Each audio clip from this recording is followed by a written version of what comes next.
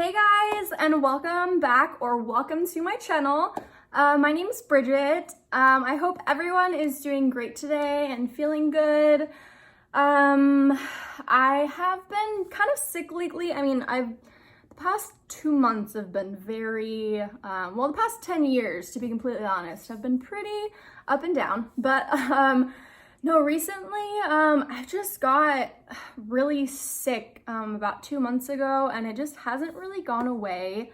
But I've been going to the ER probably like every week. I've been having such a problem with nausea and vomiting. I've always had a problem with it. That was literally like, when I was first sick, when I had flu symptoms and everything, I was throwing up all the time, and that was basically my whole symptoms leading up to my kidney failure, how they found my kidney failure and how they found my autoimmune disease that caused my kidney failure.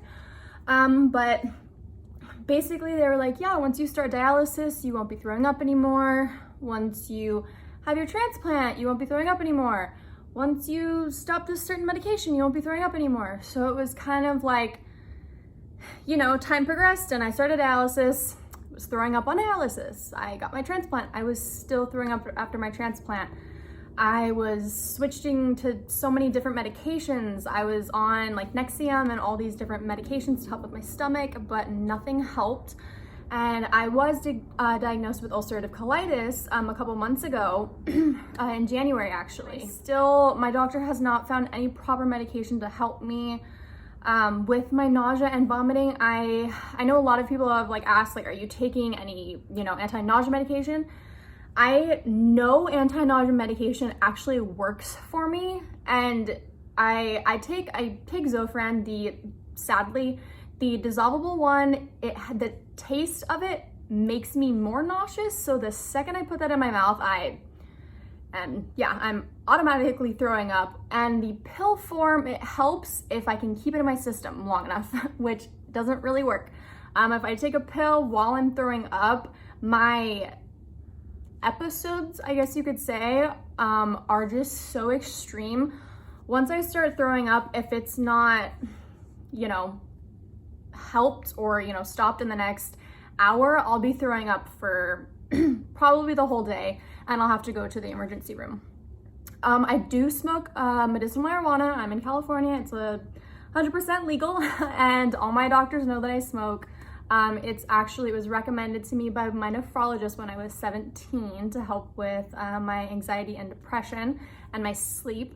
So actually, I was able to stop 5 of my medications. I was on Xanax, Zoloft, I was on Ambien, and countless other medications, and I was able to stop all of them once I started smoking. I'm hoping that I can find, I've been able to transfer, I switched my insurance, so hopefully I can get a new doctor that can help me out with my nausea and vomiting and hopefully get that situated. But this is not even today's video topic. So living with a chronic illness in general is hard enough. So having someone there with you is obviously gonna be a lot more helpful than being alone. I have only been living by myself for about a little over a year now. It's very different because I was on dialysis and I was on PD dialysis. So when I was sick, I obviously lived with my mom because I lived with my mom because I was 13. So we ended up getting a 1-bedroom apartment, and which was all we needed pretty much because I shared a room with her, slept in the same bed, and she was my nurse for everything. I was also having active seizures, so we needed to keep an eye on my seizures. They were happening in my sleep. They were happening I would wake up and just have seizures. So we were always just needing to be near each other. And I was having horrible anxiety 24/7 because of all my health problems going on. So I just needed her with me all the time. So we had our 1-bedroom apartment, and obviously, having my mom there 24/7 there all the time from 13 till I was 21. Waking up at 2, 3 in the morning or whenever and just being sick and going to the bathroom and throwing up and having her there and have her help me, having her, decide all right, we need to go to the emergency room, making those decisions and just helping me, getting, warm cloths or anything or medicine for me. You know, if I needed to smoke, she would help me. If I couldn't get out of bed or do anything. A lot of the times when I'm so sick, I would have to call an ambulance, or, obviously I have my mom there, she can take me. But if I can't drive, I have to call an ambulance. And I have ridden in an ambulance well over 100 times. In the past 10 years of me being sick, I've definitely had to call my fair share of ambulances. So actually when I first moved out and I was living in the Valley in Los Angeles, I had to call an ambulance. And I remember when the ambulance came, my roommate at the time told the paramedics, like, oh my gosh, I'm so sorry. You didn't even need to come down here. I'm sorry for wasting your guys' time. And that made me so mad. I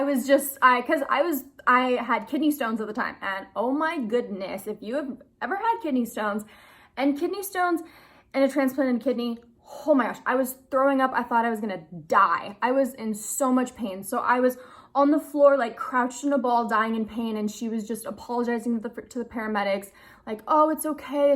And I'm like, no, I'm dying. Please take me to the hospital, please. And they're like, yeah, of course, And I was just, people don't understand what you're going through. So, when I'm sick and when I have my family and they kind of see that, it's very different than when, I'm around other people and they don't really know what's going on and they don't know how to handle the situation. It's very hard. And I think a lot of it was just, it was very different for me, just getting into the sense of really not having anybody there to take care of you. And that's pretty much, kind of all it is boiling down to, you're not gonna have anybody around, you are alone. And it's hard, but it's really, there's always gonna be hard things. Whether you're, sick or not, there's things that you have to overcome when you're living alone. And sadly, when you're living with a chronic illness, there's a lot more things that you have to overcome. People even joke in their 30s, oh yeah, I still have my mom make my doctor's appointments.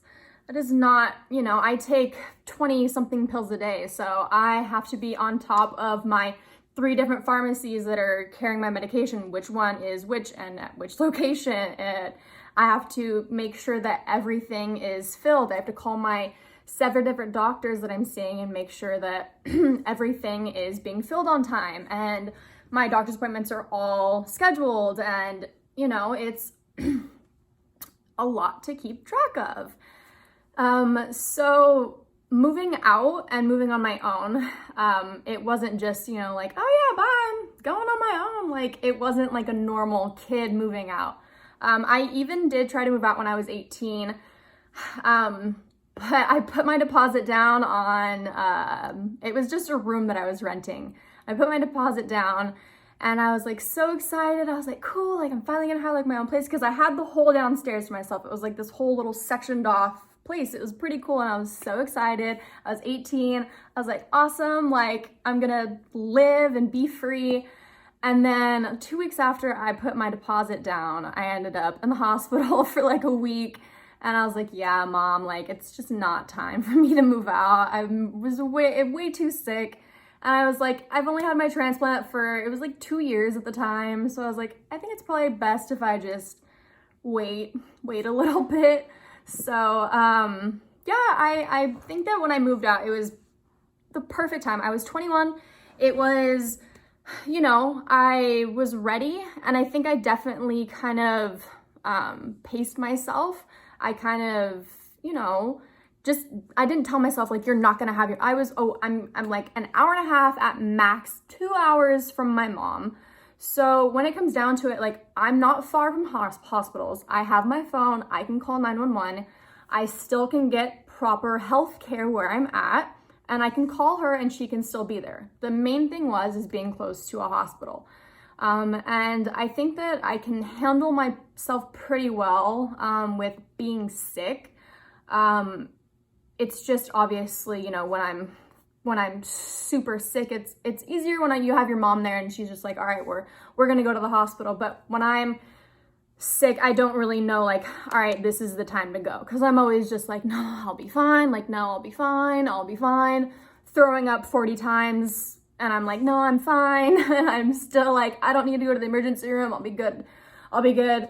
So it's definitely that point of just like, you know, growing up and, you know, which we all have to at some point, super fun.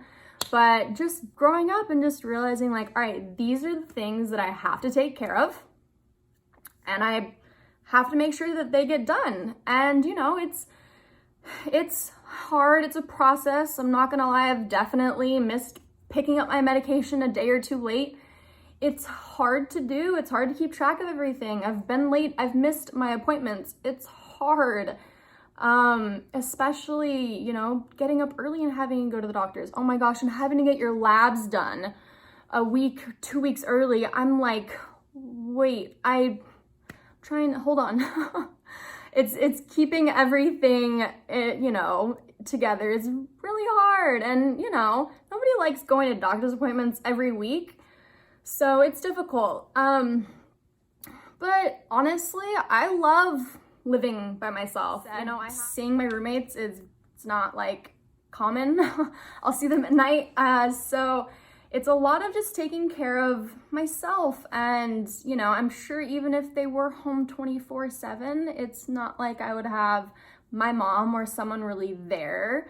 You know, because when you're sick, you go into like, you know, little kid, like baby mode. You just want to be taken care of. Like, you just want to be cuddled and, you know, like, it's going to be okay. Like, you know, like, you want your mom, like you want someone that's just gonna take care of you. You don't want to be alone. It's not fun to be alone when you're not feeling good. You know, you want that positivity and someone to just take care of you and let you know that everything's gonna be okay. Honestly, like I said, I love living by myself. There's ups and downs to it, but I love it and I have grown so much from it. It has just made me realize, obviously, like I am so thankful for my mom. She did so much for me. She was literally my mom, my nurse, everything for me for so long. She knows that I would not be alive without her. She is my angel. I love her to death. She saved me. I don't really have like, I can't really say like the hardest part of living on my own. It's all hard. I mean, like, hey, rent, stew, hey, bills, blah, blah, like everything. There's all so much to worry about, but you know, it's the fun of life. I haven't really had many downfalls to living alone. Honestly, like I said, you know, I have my phone, I can FaceTime my mom, I can call her when I'm really sick if I need something, but I luckily live like 10 minutes away from Cedars-Sinai, so I'm very close to a really, really, really good hospital if anything crazy were to happen. And things like I haven't had a seizure in about 3 years, so I don't have to have the monitoring, you know, like when I said that my mom and I were sleeping in the same bed. Dialysis, of course, and the seizures. There was a lot more things that were extreme at that time. So I needed a lot more care and attention, I guess you could say. I was like a little puppy dog.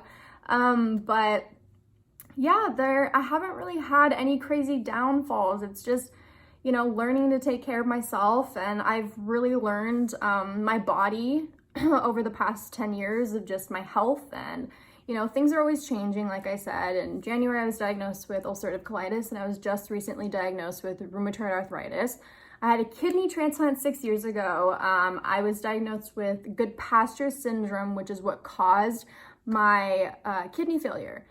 So that has been in remission for 9 years now, about 8.5. But yeah, so it's been a long, wild ride, but I have definitely learned my body, and there's going to be a lot more changes to it, but it's just very important to keep in tune with your body and just realize the changes that's going on with it. Keep track of the food that you're eating, see if it's kind of having an impact on your flares or anything. But just, yeah, you know, keeping a eye on your body and just knowing its boundaries of what it can and can't take. It's a big part of living with a chronic illness and a big part of living alone with it.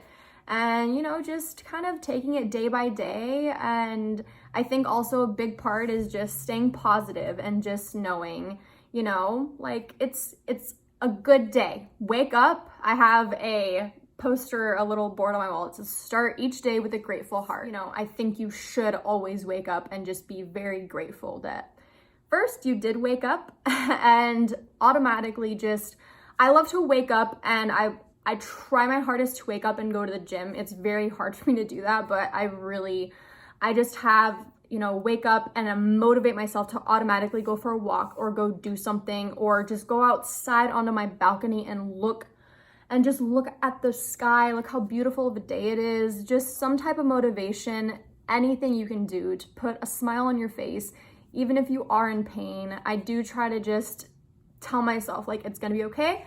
I'm gonna be okay. I will make it through this. You know, put a smile. I'm like, oh, you know what? Trick my brain. I'll be okay. I will be okay. So, you know, I think as long as we just stay positive and, you know, keep an eye on our bodies, it's just a big part of everything. But with that all being said, I want to thank you guys all so much again for the amazing support. I hit over 1,000 views on my dating with chronic illnesses video. Thank you guys so much. I am so excited. I hit over 120, I think I hit maybe like 122 subscribers. But thank you guys so much. I'm just ecstatic. It's only been 2 months since I started this channel and I am so happy of the amount of responses I've been getting, and I just look forward to sharing so much more of my stories with you guys. Thank you guys so much for watching. Please don't forget to like and subscribe and have a wonderful day, guys. Thanks.